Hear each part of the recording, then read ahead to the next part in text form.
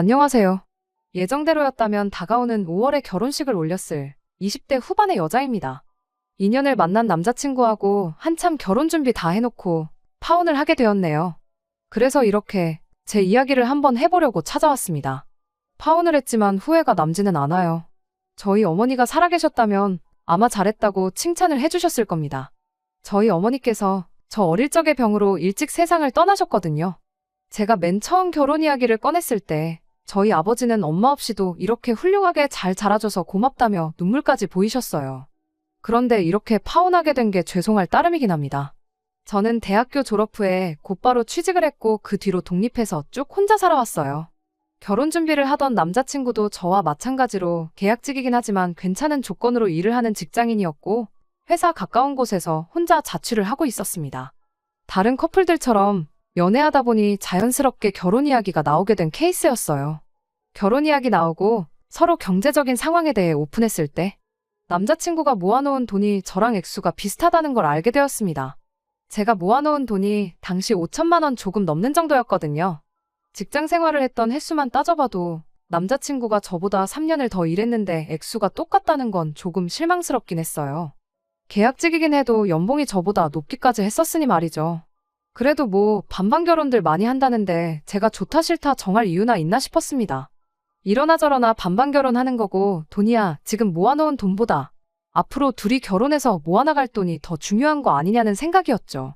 그리고 하루라도 빨리 결혼을 하면 그만큼 더 돈을 잘 모을 수 있다는 생각이었어요. 그러니 네 손에 내 손에 따질 것 없다고 생각을 하고 그 시간에 결혼 전에 한 푼이라도 더 아낄 수 있는 방법이 있나 없나 연구해보는 게 더 중요하다고 싶었습니다. 양가의 지원을 받을 수 있다면 그건 그거대로 좋고 못 받아도 둘이서 알콩달콩 잘 살면 되겠다 싶었어요. 저희 부모님도 집안에 도움 하나 없이 무일푼으로 시작해서 자리 잡고 다 하셨다는데요, 뭐. 저희 부모님도 하셨던 건데 저라고 못하겠나 하는 용기도 생겼었습니다. 결혼식 날짜까지는 한참 멀었지만 저희는 일단 신혼집을 먼저 구해 살림부터 합치기로 했어요. 저도 그렇고 남자친구도 그렇고 독립해서 살고 있던 원룸, 자취방 계약이 비슷한 시기에 끝나는 상황이었거든요. 어차피 결혼하면 한 집에 살게 될 텐데 미리미리 알아보고 괜찮은 매물이 있으면 미리 구해서 들어가 살아도 되겠다는 생각으로 집을 알아보기 시작했습니다. 그러다가 정말 좋은 조건의 매물을 우연찮게 하나 찾을 수 있었어요. 지어진 지 진짜 오래된 엘리베이터도 없는 5층짜리 구축 아파트이긴 했지만 위치적으로나 뭘로 보나 저희 예산으로 이만한 곳이 없었어요. 전집 주인분이 새로 계약한 아파트에 입주를 해야 하는 상황인데 살고 있던 집이 나가질 않고 있던 상황이었던 거죠. 그래서 가격 또한 주변 시세에 비해 확실히 메리트가 있는 가격이었어요. 남자친구가 일 때문에 시간을 내지 못해 저 혼자 먼저 그 집을 보고 왔는데 집이 워낙 안 나가서 수리해놓으면 잘 나간다는 이야기를 어디서 들어서 집주인분이 자기 돈 들여서 수리도 싹 다 해놓았더라고요. 집도 남향이라 햇살도 잘 들어오는 구조였고요. 대로변이 가까워서 주변 치안도 괜찮아 보였고 조금 오래되었다는 것 빼고는 신혼집으로 더할 나위 없이 좋아 보였습니다. 전 집주인분이 자기도 상황이 급박한 터라 지금 계약하고 잔금도 빨리 치러주면 도배랑 장판까지 싹 자비를 들여서 해주겠다 하는 바람에 저도 모르게 남자친구한테 의견을 물어보지도 않고 그날 곧바로 계약금을 걸어버렸어요. 집주인분께 가능하면 그날의 남자친구와 함께 다시 한번 방문해도 되냐고 양해를 구했습니다. 남자친구 퇴근하는 시간 맞춰서 이쪽으로 오라고 불러내 집 구경을 같이 한번 더 했어요. 남자친구도 집을 정말 마음에 들어하는 눈치였어요. 저 혼자 결정에 계약금을 걸어버린 걸 가지고 기분 나빠하지 않을까 걱정도 되었는데 남자친구가 오히려 저보다 더 마음에 들어하는 것 같아 참 다행이라고 생각했어요. 아무튼 집주인분 사정상 저희가 잔금을 빠르게 준비했어야 했는데 남자친구가 그제서야 저한테 그동안 자기 돈은 어머니가 관리를 해주고 있었다는 사실을 털어놓았습니다. 그 나이 먹도록 엄마한테 돈 관리를 맡겨야 하나 싶었지만 자기가 원할 때 돌려받을 수 있는 돈이라고 하니 대수롭지 않게 생각했어요. 그래서 언제까지 잔금을 치르기로 결정을 했고요. 그런데 막상 잔금 치르는 날이 다가오고 있는데 남자친구가 자기 돈은 그냥 두고 대출을 받아서 집을 먼저 구하는 게 어떻겠냐고 물어왔습니다. 돈이 있는데 왜 대출을 받자고 하는 거냐 물었더니 그 돈이 지금 묶여있는 상황이라고 하더라고요. 예비시모가 현재 그 돈을 당신 지인들 몇몇한테 빌려주고 거기서 나오는 이자를 받으면서 용돈벌이를 하고 계신 상황이라며. 그래서 그 돈을 당장 내놓으라기에 조금 그런 게 있다고요. 저는 그게 무슨 소리냐고 잘 이해가 안 간다고 말했었어요. 남자친구는 몇몇 분들이 당장 빌려간 그 돈을 마련할 방법이 없어 보인다고 하면서 그쪽 사람들 상황 이야기를 하더군요. 신용 확실한 사람들이고 못 받을 돈은 아니니 걱정하지 말라고 그러길래 제가 이해력이 딸려서 왜 그러는지 물어봤겠냐고. 어머님이 관리해주고 있어도 엄연히 그건 당신 돈이고 우리가 당장 필요한 돈인데 왜 어머님 지인분들 사정을 따져서 우리가 대출까지 받아서 이자를 감당해야 하느냐 되물었어요. 남자친구는 그래도 어머니가 그걸로 용돈도 벌고 하시는데 한 번에 그 돈을 돌려달라고 하기도 좀 그렇지 않냐며 사정 좀 봐달라는 거예요. 이자도 이자지만 뭐 남자친구 말대로 그 돈을 빠른 시일 내로 돌려받는다고 한들 대출 일찍 갚으면 중도상환 수수료도 내야 하잖아요. 그런 손해를 떠안으면서까지 남의 사정을 봐줄 이유가 전혀 없는 거 아니냐고 다시 물었더니 남자친구는 일이 이렇게 꼬인 건 미안한데 너한테는 아직 우리 엄마가 남이냐고 하면서 그 말이 서운하다고 하더라고요. 그렇다고 계약금까지 걸어놓은 상황에 또 위약금까지 물어내기도 그렇고 정말 그 집이 마음에 드는 데다가 조건도 좋았으니 고민이었어요. 다행히 이 상황을 알게 되신 저희 아버지께서 노후자금을 가지고 잔금을 대신 치러주셨습니다. 그렇게 하면 대출까지 받을 필요는 없었으니까요. 잔금 치르면서 도배 끝나고 나서 저도 딱 제 원룸 계약이 끝난 덕분에 곧바로 그 집에 들어가서 먼저 살게 되었어요. 저희 아버지께서 자는 것만큼은 편한 데서 자야 한다고 침대를 하나 사주셨고요. 집 사는데 돈을 전부 다 써버린 관계로 잔금을 먼저 치르면서 남자친구한테는 한 달 내로 어머님한테 말씀드려서 그 돈을 받아오라고 했습니다. 남자친구는 여전히 서운한 듯 보였지만 한 달이면 충분히 정리될 것 같다고 괜히 일만 들어서 미안하다고 저한테 진심으로 사과를 해왔고요. 그런데 또 막상 거기서 한 달 반이 더 지났는데 남자친구는 돈의 디귿자도 꺼내지 않았어요. 먼저 말을 해주겠지 하고 기다렸다간 평생 가도 대답 한번 시원하게 못 들을 것 같아 제가 그냥 단도직입적으로 물어봤습니다. 남자친구는 대충 날씨가 좋다느니 하는 얼토당토하는 화제로 말을 돌리려고 했고요. 딱 봐도 어머님한테 말도 못 꺼냈구나 싶어서 이대로는 안 되겠다고 내가 어머님하고 직접 단판을 지어야겠다고 했어요. 그랬더니 그제서야 자기가 다시 한번 이야기해보겠다고 하는데 이젠 저도 봐줄 만큼 봐줬다 싶었고 그러면 당장 어머님한테 전화드려서 물어보라고 했죠. 그렇게까지 해야 하냐며 주저하던 남자친구는 제 고집을 이기지 못하고 결국 제 앞에서 예비 시어머니한테 전화를 드렸습니다. 예비 시어머니의 답변은 참으로도 어이가 없었고요. 저도 통화 내용을 들을 수 있게 스피커폰으로 전화를 하고 있었거든요. 당연히 예비 시어머니는 그 사실을 몰랐고요. 돈은 언제쯤 준비되냐는 남자친구의 물음에 예비 시모는 다짜고짜 화부터 내기 시작했어요. 잔금도 다 치렀다면서 대체 그 돈이 급하게 필요한 이유가 뭐냐면서 말이죠. 남자친구가 제가 옆에서 다 듣고 있다는 사실을 말해주고 싶어하는 표정이긴 했지만 제 눈치를 보느냐고 말해주지는 못하고 그래도 주기로 한 돈인데 빚지고 있는 기분이라 빨리 주고 싶다는 식으로 말을 이어갔어요. 예비 시어머니는 그 말에도 그쪽 집 노후자금으로 내줬다고 하지 않았냐, 그 또한 당장 필요한 돈도 아니지 않느냐면서 아버지라는 사람이 설마 그 딸한테 이자라도 받겠냐 하면서 최대한 그 돈을 당신이 가지고 있겠다고 나오더라고요. 막말에 가까운 예비시모 발언이 썩 유쾌하게 들리지는 않았습니다. 하마터면 제가 말 다 했냐고 따져 물을 뻔했으니까요. 예비 시어머니 말 맞다나 저희 아버지께서 자식인 저한테 이자를 받기로 하고 그 돈을 해주신 건 아니에요.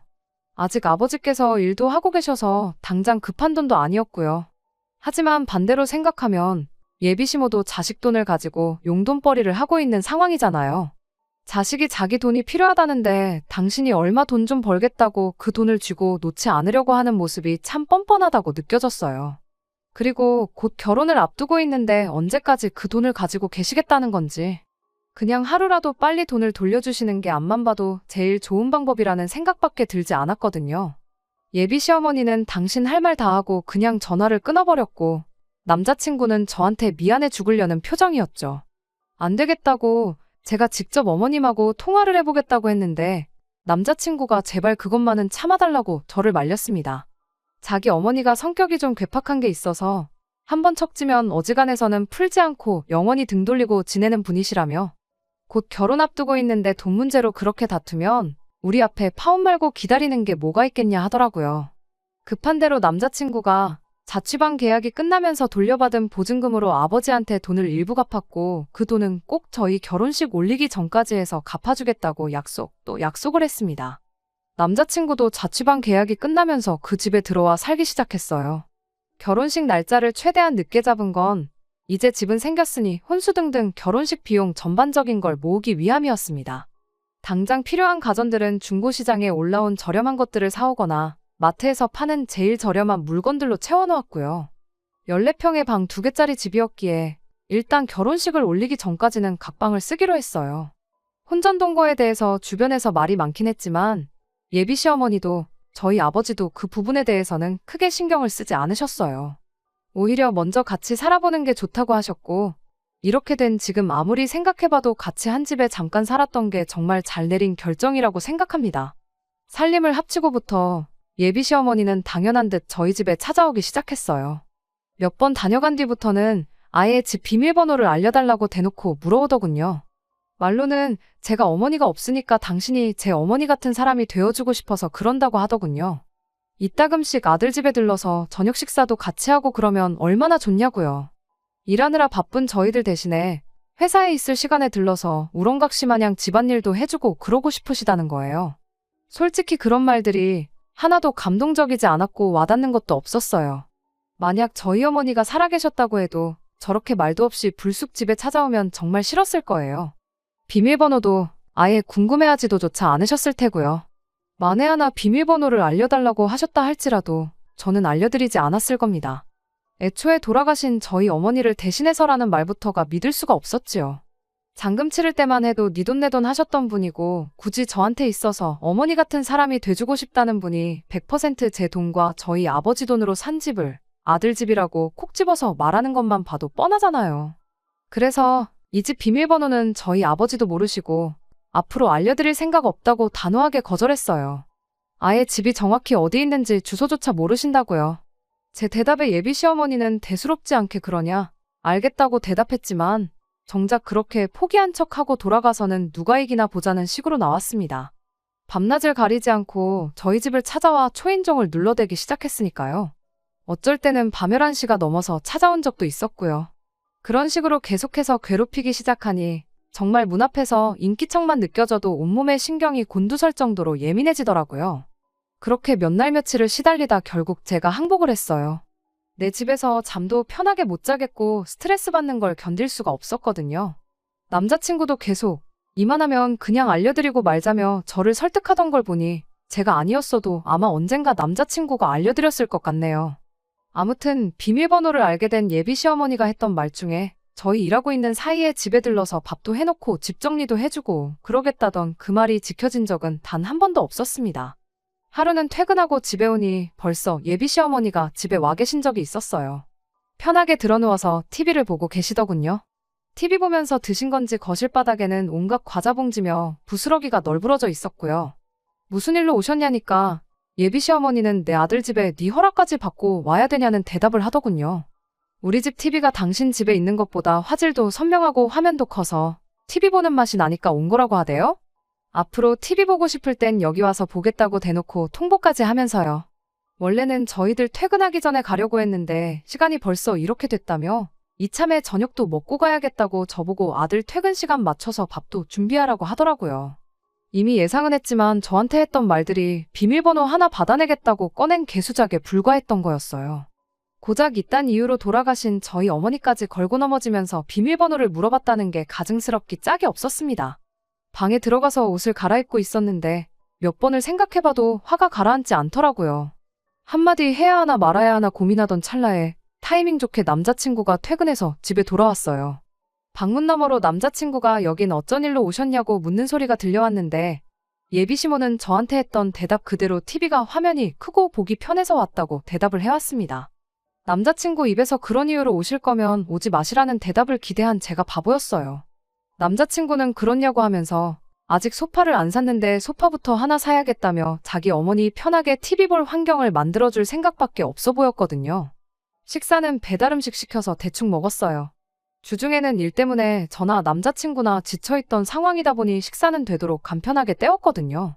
밥을 어떻게 차려주길래 먹을 게 없어서 배달을 시키냐는 예비시모 잔소리가 있었지만 한 귀로 흘리고 한 귀로 넘겼어요. 식사 준비 똑바로 안 한 네 잘못이라며 저보고 시키라고 했지만 남자친구가 분위기가 험악해지는 걸 감지하고는 자기가 쏘겠다며 상황을 정리했고요. 밥 먹는 내내도 분위기는 안 좋았고 예비 시어머니도 TV도 볼 만큼 보고 밥도 먹어서 배도 불렀는지 이만 가보겠다며 그제서야 집에 돌아갔고요. 평소보다 심하긴 했지만 그날따라 이 상황들이 너무 지치더라고요. 결혼 전에도 이 정도면 결혼 후에는 어떻게 되겠나 싶고 머릿속에 많은 고민이 오고 가기 시작했어요.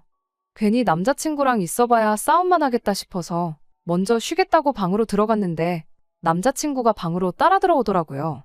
그때까지만 해도 남자친구가 제 고충을 이해하고 사과를 하러 왔구나 생각했어요.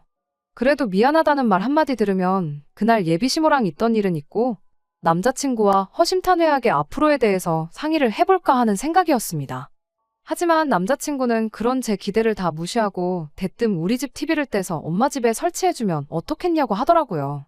어차피 우리가 TV를 잘 보는 사람들도 아니고 보고 싶은 거 있으면 핸드폰으로 보면 되는 거 아니냐고요. 막말로 우리 집 TV가 몇백만 원 하는 대기업 TV도 아니고 그냥 마트에서 파는 제일 싸구려 TV 아니겠냐고. 이참에 싸구려 TV 하나 포기하고 생색 좀 내면서 엄마한테 점수 좀 따면 되는 거 아니냐대요. 어머니 와 계시는 거 별로 탐탁치 않아 하는 거 오늘 제 반응만 봐도 잘 알겠다며. 그러면 우리 집 TV를 가져다가 엄마 집에 설치해주면 어머니도 이렇게 TV 보러 빈집에 들락거릴 일도 없을 테고 그러면 너는 엄마가 안 와서 좋고 어머니도 좋은 TV 하나 생기는 거니까 좋은 거 아니냐고. 둘이 서로 윈윈하는 거라며 말도 안 되는 궤변을 늘어놓기 시작했습니다. 그 말을 들으니 그날 하루는 물론이고 이전부터 참아왔던 것들이 한 번에 다 터져버리더라고요. 좋게 풀고 넘어갈 생각은 이미 진작에 사라지고 없었고요. 그게 당신 어머니만 좋은 거지 어딜 봐서 서로 좋은 거냐고요. 그리고 자꾸 우리 집 TV, 우리 집 하지 말라고 했어요. 막말로 이 집에 네 돈 들어간 게 뭐가 있다고. 내 집을 두고 왜 자꾸 우리 집 거리느냐고요. TV 하나 놓아드린다고 안 오실 분이었으면 진작에 안 오셨을 거 아니냐고. 그리고 네 돈으로 이자 받아서 용돈 벌고 계시지 않냐. 벌써 그때부터 몇 달이 지났는데 그 돈으로는 대체 뭐 했길래 마트에서 파는 싸구려 TV 하나 장만 못하고 결혼도 안 한 예비 며느리 집까지 쳐들어와서 시어머니 대접을 받으려고 하냐고 쏘아붙였습니다. 다음번에는 에어컨이 시원해서 좋다. 침대가 편해서 좋다 하면서 내 집 살림 다 어머니한테 가져다 바치고 그때가 돼서 못 오게 할 거냐고. 저는 그렇게는 못하겠고 이제 더는 못 참겠다고 한마디 했어요. 살림살이 가져다 바칠 생각하기 전에 그냥 깔끔하게 전화 한 통 드려서 그만 좀 오시라고. 이대로 가다간 결혼하기 전에 파혼당할 판이다 한마디 해주는 게 뭐 그렇게 어려운 일이냐 따졌네요. 저도 말이 조금 심하긴 했지만 여태껏 반년 가까운 시간 동안 좋게 넘어가서 좋은 꼴 본 적이 단 한 번도 없으니 이 정도면 충분히 설명이 되었을 거라 생각했는데 남자친구는 오히려 저한테 화를 내더군요. 연애하는 동안 한 번도 다툰 적이 없었는데 그동안 자기도 불만이 많았다면서 기분 나빴던 일들을 늘어놓더라고요. 돈을 준다고 하는데도 뭐 우리 엄마가 내 돈 떼먹을 것처럼 말했다던 것부터 비밀번호 그거 알려드리는 게 뭐가 어려운 일이라고 지은 지 30년도 더 된 아파트 가지고 그렇게 생색이냐면서 말이죠. 시어머니랑 사이가 안 좋으면 어떻게 잘 지내볼 생각부터 해야지. 며느리가 돼서 어떻게 연 끊을 생각부터 하냐고 입에 개거품을 무는데 그쯤 되니까 오히려 마음이 홀가분해졌어요. 그래서 제가 남자친구한테 무슨 말 하는지 알겠다고. 그럼 얼른 가서 TV부터 설치해드리고 오라고 했습니다. 제가 자포자기한 걸 남자친구는 자기가 저랑 말싸움을 해서 이긴 거라 생각이라도 했는지 이내 표정이 싱글벙글해서는 TV 달아주고 엄마한테도 잘 말씀드리고 오겠다고 하더라고요. 남자친구가 TV 가지고 지 엄마 집으로 출발한 순간에 저도 행동을 시작했어요. 남자친구 짐이라고 해봐야 옷가지 몇 개에 지 돈 들여서 이 집에 가져온 거라고는 혼자 자취할 때부터 쓰던 옷걸이 몇 개가 전부였네요. 여행 가방이라도 있다면 거기다 담아줬겠는데 마땅한 게 없어서 커다란 쓰레기 봉투에다가 차곡차곡 담아줬어요. 현관문 밖에다 내놓으면서 이것도 가지고 가라고 대문짝만하게 써놓고 집 비밀번호도 바꿔버렸습니다. 아니나 다를까 몇 시간 지나니까 남자친구가 집으로 돌아왔어요. 밖에 놓여있는 쓰레기 봉투를 봤는지 비밀번호를 두들기기 시작하더라고요. 진작에 바꿔놓았는데 문이 열릴 리가 없었죠.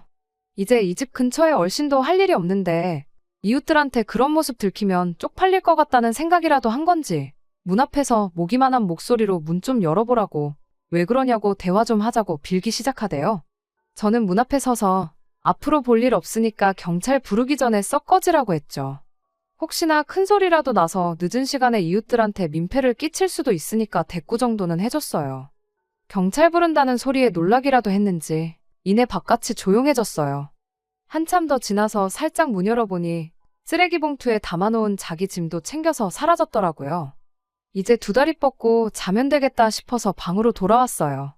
머릿속은 복잡했지만 마음 하나만큼은 후련했어요. 그런데 벼랑간 문을 두들기는 소리가 나더라고요. 남자친구 성격에 그 정도 깡은 없을 것 같고 보나마나 집에 가서 엄마한테 일러 바치고 엄마 모시고 집에 다시 쳐들어왔구나 하는 생각이 들었어요.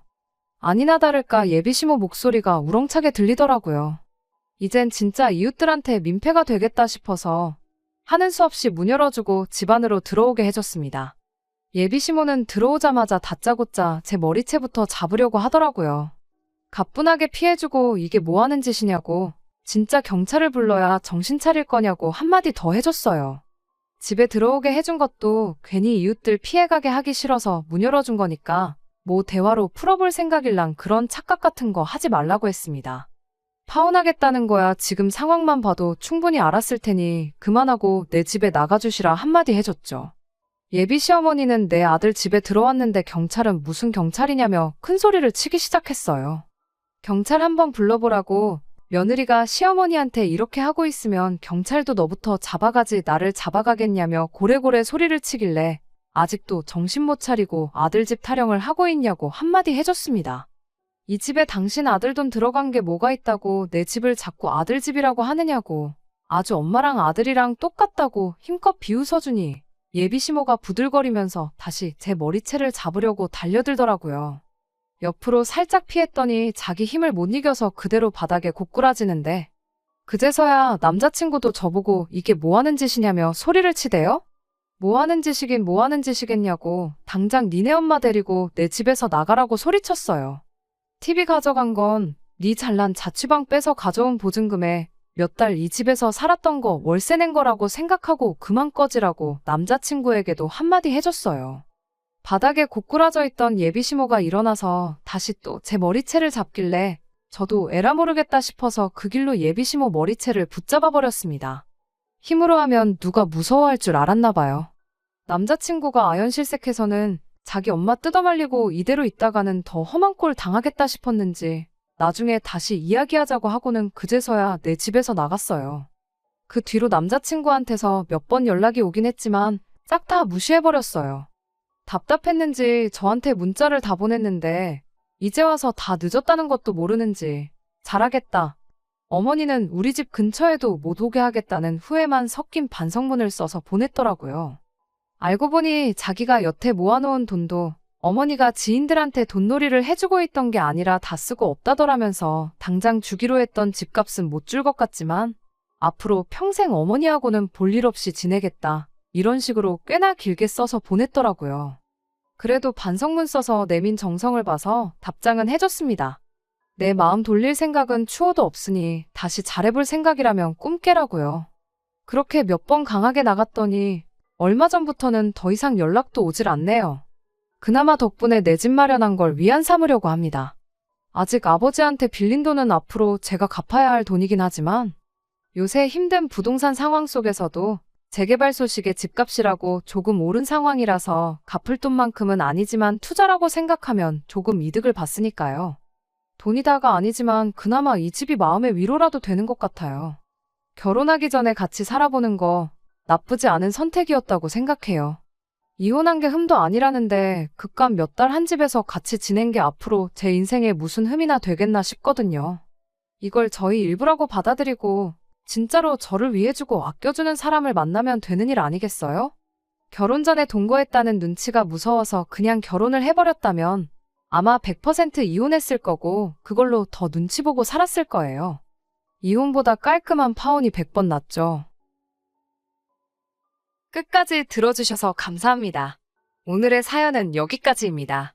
구독과 좋아요, 알람 설정 부탁드리고 더 좋은 사연으로 다시 찾아뵙겠습니다. 감사합니다.